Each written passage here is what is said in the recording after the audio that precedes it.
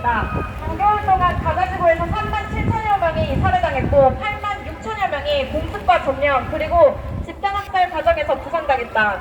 이 수치는 1만 명에 달하는 실종자들을 포함하지 않은 것이기에 실질적인 사망자와 부상자 수는 훨씬 더 많을 것으로 추정된다.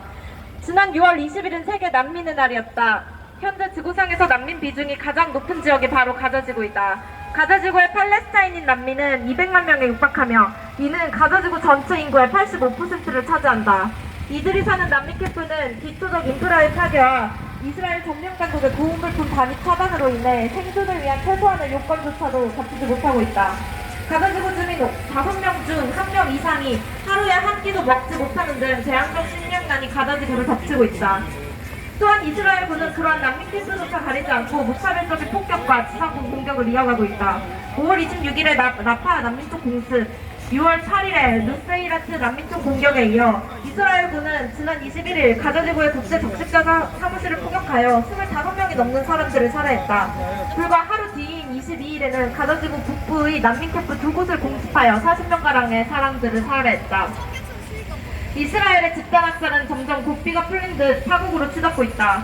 지난 17일 베냐민 네타냐후 총리는 전시내각을 해체했다. 질서 정연하게 침공해야 한다고 주장하던 베니 간츠가 7일 전시내각을 사퇴하며 분파만 나는 전시내각이 그 의미를 상실했기 때문이다.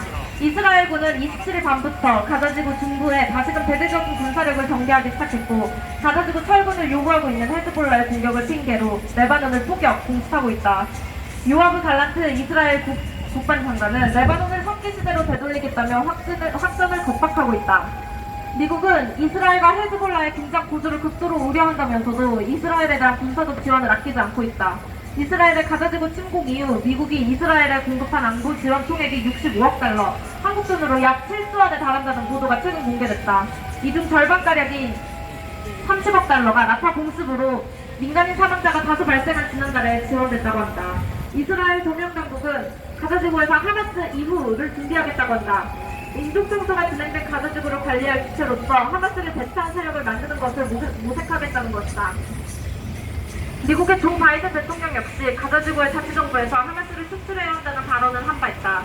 그러나 팔레스타인의 주인은 이스라엘도 미국도 아닌 팔레스타인인들이며 가자지구의 운명을 결정할 권리는 가자지구 주민들에게 있다. 현지 세력의 자치를 말하면서도 누가 가자지구를 관리할지는 자신들이 결정하겠다는 이스라엘과 미국의 태도는 기만일 뿐이다. 6월이 끝나간다. 6월은 성소수자 자긍심의 달이기도 하다. 그러나 인류 공동체의 동포들이 집단학살과 인종청소에 쓰러져가는 것을 본 우리들은 스스로의 자긍심만을 이야기할 수 없게 되었다. 팔레스타인인들의 피가 묻은 손으로 무지개 깃발을 드는 학살자들을 보며 분노하기도 했다. 이스라엘에서 열리는 자긍심 행진을 핑계삼아 이스라엘의 도덕적, 인권적 우위를 말하는 이들에게 단호히 화답한다. 바로 지금 우리가 모여있는 이곳이 가자의 자긍심 행진이며 팔레스타인의 스톤월이다. 우리의 해방은 연결되어 있다. 우리는 서로 연대하여 집단 학살을 끝낼 것이며 팔레스타인의 해방을 통해 우리 모두를 해방할 것이다. 총알과 폭탄 그리고 굶주림으로 인한 죽음의 행렬을 이제는 끝내야만 한다. 이에 우리는 이렇게 외친다. 이스라엘은 지금 당장 집단 학살 중단하라! 지금 당장 집단 학살 중단하라! 미국도 주범이다! 학살 지원 중단하라! 미국도 주범이다! 학살 지원 중단하라! 기아도 학살이다! 가자 봉쇄 중단하라! 기아도 학살이다! 가자 봉쇄 중단하라! 이스라엘은 지금 당장 확전 시도 멈춰라! 지금 당장 학살 시도 멈춰라! 팔레스타인 주인은 팔레스타인 민중이다! 주인은 팔레스타인 민중이다! 2024년 6월 29일 팔레스타인과 연대하는 한국 시민사회 긴급행동